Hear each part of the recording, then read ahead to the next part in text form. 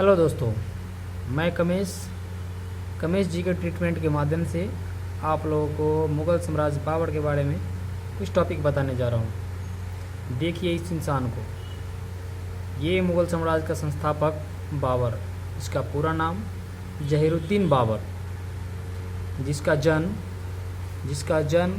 14 फरवरी 1483 ईस्वी को फरगाना में हुआ था। ये जो है अपने पिता की तरफ से उमर शेख मिर्ज़ा की तरफ से तैमूर का 5वां वंशज और माता कुतलुग निगार खानम की तरफ से चंगेज खान का 14वां वंशज है, जो कि दोनों कट्टर ही था। ये 8 जून 1494 ईस्वी को फरगना की गद्दी पर बैठा। बाबर 8 जून 1494 ईस्वी को फरगना की गद्दी पर बैठा। 1507 ईस्वी में बादशाह की उपाधि धारण की। बाबर का मातृभाषा जो था ये जगताई थी। बाबर का जो मातृभाषा था वो जगताई थी। जैसे हम लोग का मातृभाषा क्या है, हिंदी, ठीक उसी तरह बाबर का मातृभाषा क्या था, जगताई। 22 साल में काबुल पर अधिकार कर लिया, क्योंकि बचपन में ही इसके पिता की मृत्यु हो गई थी। इब्राहिम लोदी के विरुद्ध पहली बार तुलुगमा नीति का प्रयोग किया था। ये किसके विरुद्ध तुलुगमा नीति का प्रयोग किया था? पानीपत का युद्ध जो हुआ था 1526 ईस्वी में इब्राहिम लोदी के विरुद्ध, उसमें इसने तुलुगमा नीति का प्रयोग किया था। उसी युद्ध में इसके 2 निशानेबाज थे, उस्ताद अली और मुस्तफ़ा। इसको तोपची कहा जाता है, जो बाबर का 2 प्रमुख निशानेबाज था। ग्वालियर नरेश विक्रमजीत से इसने कोहिनूर हीरा छीना था, और वही कोहिनूर हीरा छीन करके जब इसने खानवा का युद्ध और चंदेरी का युद्ध जब जीता था, तो अपने बेटा हुमायूं को वही कोहिनूर हीरा दिया था, जो किससे छीना गया था? ग्वालियर नरेश विक्रमजीत से। और मैं आपको पहले बता चुका हूँ कि बाबर का पूरा नाम क्या है, जहीरुद्दीन मोहम्मद बाबर। ठीक है, आगे बढ़िए।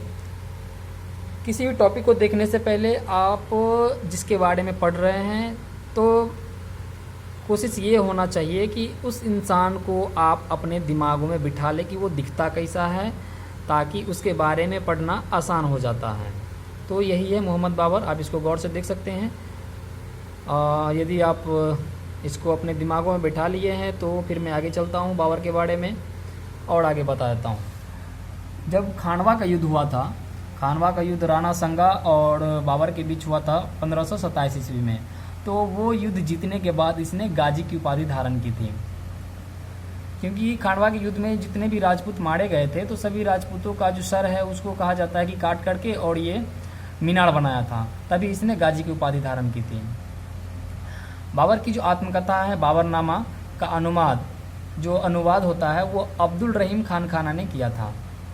इसने एक मुबैयान नामक पद शैली की रचना की, जो कुछ नहीं है, ये एक कानून है। उस समय बाबर ने एक कानून के लिए किताब लिखा था, जिसको कहा जाता है मुबैयान।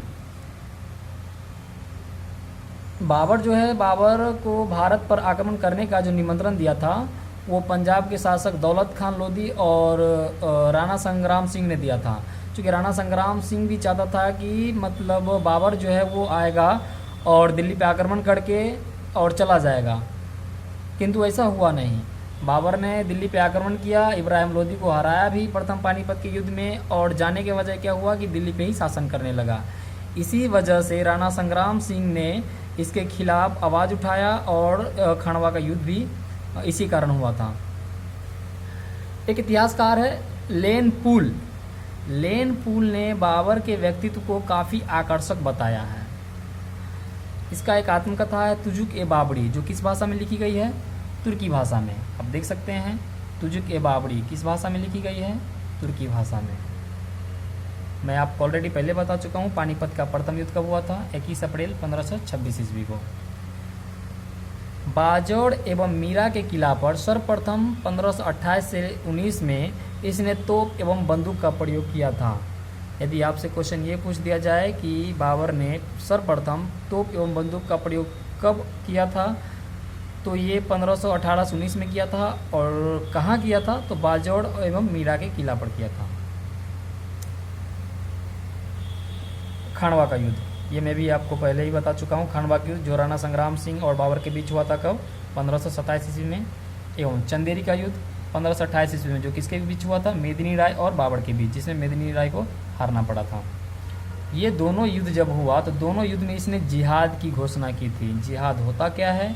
तो जिहाद कुछ नहीं है, जब इसके सेना का जब मनोबल टूट गया था तो इस्लाम धर्म का नाम लेकर के कहा था कि ये धर्म की लड़ाई है, और इसलिए सबको कसम दिया था कि ये धर्म की लड़ाई है, जिसको पीछे जाना है जा सकता है और जिसको आगे आना है वो आ सकता है, पर हम लोग पीछे नहीं हटेंगे। ये इस्लाम धर्म की बेइज्जती का सवाल है, इसलिए इसने जिहाद की घोषणा की थी। और इस जिहाद की घोषणा से क्या हुआ था कि जितने भी सेना थे इसका, सभी सेना का मनोबल टूटा हुआ सेना जितने भी था, सबका फिर से पॉजिटिव एनर्जी आ गया था, और सभी पूरे होशो हवास के साथ कसम खाई कि हम मर जाएंगे लेकिन पीछे नहीं हटेंगे, और तब जाके खानवा का युद्ध और चंदेरी का युद्ध इसने जीत पाया था। चंदेरी को जो जीता था तो वो चंदेरी को मालवा राजवंश के एक वंशज था अहमद शाह, इनको दे दिया था। ये चंदेरी का युद्ध हुआ क्यों था? तो जब इसने खानवा का युद्ध जीत लिया तो चंदेरी के युद्ध, चंदेरी जो था वो यूपी में पड़ता है, तो ये चंदेरी बाबर के हिसाब से व्यापार और शासन की दृष्टि से काफ़ी अच्छा जगह माना जाता था। इसलिए बाबर ने क्या किया कि मेदिनी राय को ऑफर दिया कि आप कोई दूसरा क्षेत्र ले लो और चंदेरी हमें दे दो, किंतु मेदिनी राय ने इससे इनकार कर दिया। इसलिए ये युद्ध करना पड़ा बाबर को, और आखिर में क्या हुआ कि मेदिनी राय को हारना पड़ा। घाघरा के युद्ध, घाघरा के युद्ध हुआ था 1529 ईस्वी में। किसके किसके बीच हुआ था? महमूद लोदी और बाबर के बीच। ये महमूद लोदी है कौन?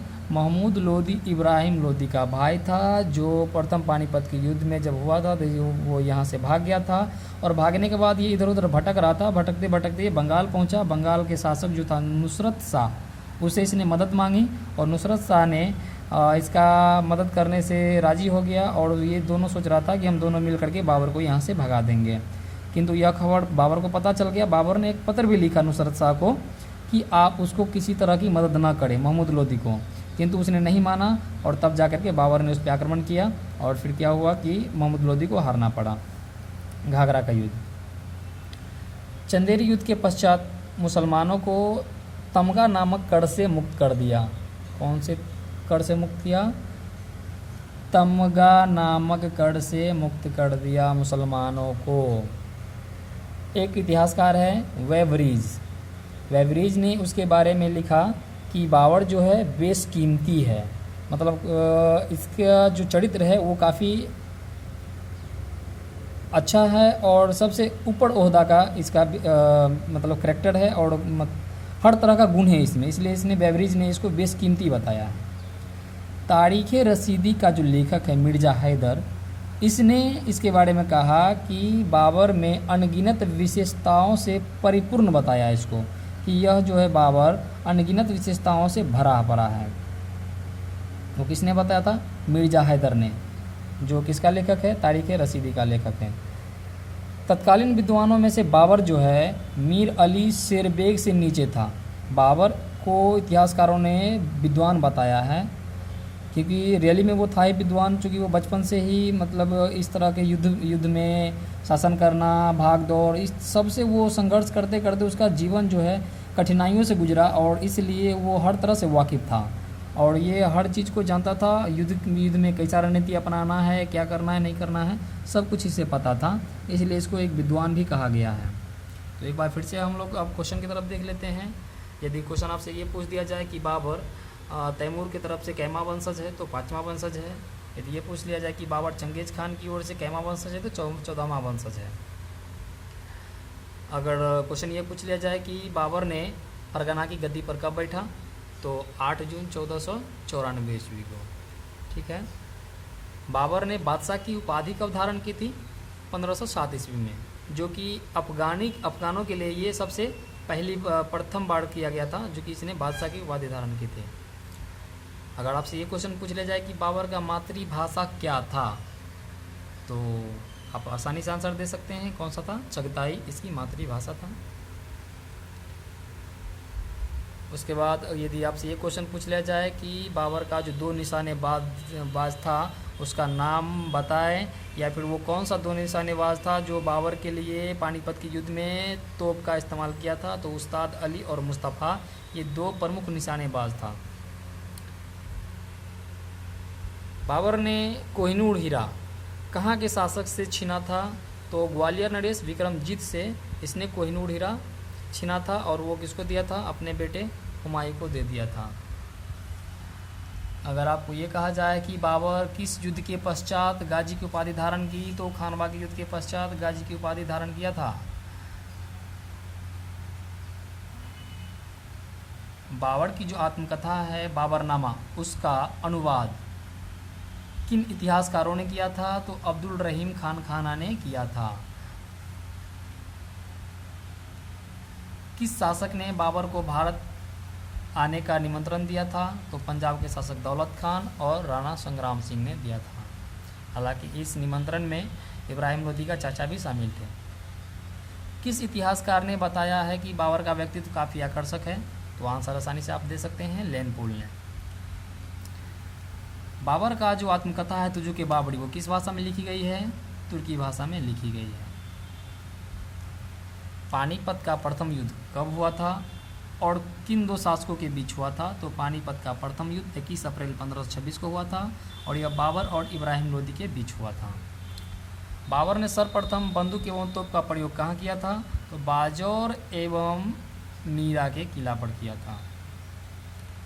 बाबर ने खानवा युद्ध और चंदेरी के युद्ध में किस की घोषणा की थी, तो जिहाद की घोषणा की थी। या फिर क्वेश्चन ये उल्टा करके पूछ सकता है कि बाबर ने जिहाद की घोषणा कब की, तो खानवा के युद्ध और चंदेरी के युद्ध में उसने जिहाद की घोषणा की थी। यदि आपसे ये क्वेश्चन पूछ दिया जाए कि चंदेरी को जीतने के पश्चात बाबर ने चंदेरी को किस शासक को सौंप दिया, तो वो मालवा राजवंश के एक शासक था अहमद शाह, उसको दे दिया था। घाघरा के युद्ध किन दो शासकों के बीच हुआ था, तो वो महमूद लोदी और बाबर के बीच हुआ था। ये भी आपसे क्वेश्चन पूछ सकता है कि घाघरा के युद्ध में महमूद लोदी को सहायता प्रदान करने वाला शासक कौन था, तो नुसरत शाह। आपसे ये क्वेश्चन पूछ सकता है कि चंदेरी के युद्ध के पश्चात बाबर ने मुसलमानों को किस कर से मुक्त किया, तो तमगा नामक कर से मुक्त किया था। किस इतिहासकार ने बाबर को बेशकीमती बताया है, तो वो है बेवरीज। इसमें दो क्वेश्चन आ सकता है, तारीख रसीदी का लेखक मिर्ज़ा हैदर। या फिर आपसे ये क्वेश्चन पूछ सकता है कि किस लेखक ने बाबर के बारे में यह बताया कि बाबर में अनगिनत विशेषताओं का गुण है, तो वो है मिर्ज़ा हैदर। ठीक है दोस्तों, आज के लिए इतना ही। आप आसानी से आप इसको याद रख सकते हैं।